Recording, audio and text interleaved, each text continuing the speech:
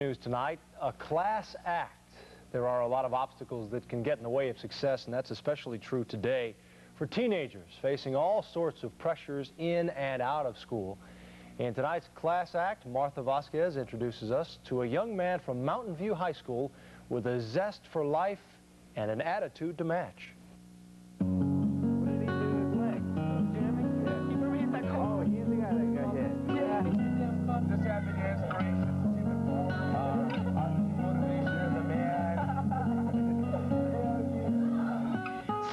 Years old, a varsity wrestler, a good student, a popular guy.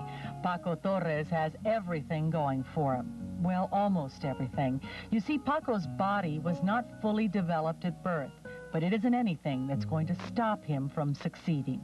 My legs stop about 3 inches above my knees on both sides, and I'm missing a finger on my left hand, and I'm left-handed.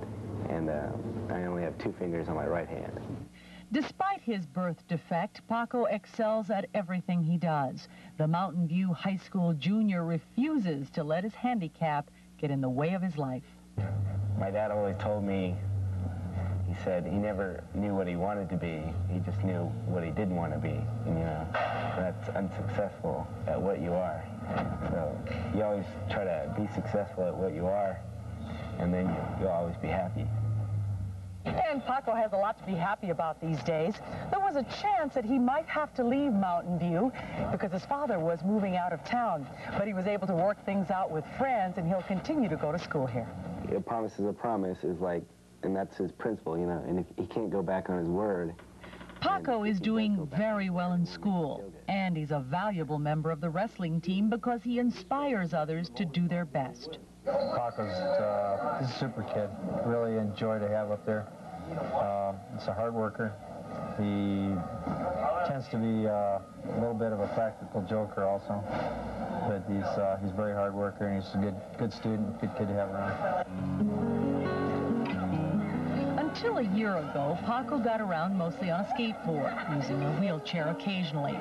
With the help of the Shriners, Paco is now walking with prostheses, a challenge he says he's going to master. But when he's wrestling, or in a hurry to leave the gym and call it a day, his artificial limbs get in the way. So do the labels people put on others who don't have 10 fingers and 10 toes. I usually just say handicap. I don't like disabled as much, because it's kind of saying you're unable to do something. I mean, you can't deny that I'm somehow handicapped, but I mean, that doesn't disable me from anything. When you see Paco in action, you believe him. Martha Vasquez, TV4 Eyewitness News.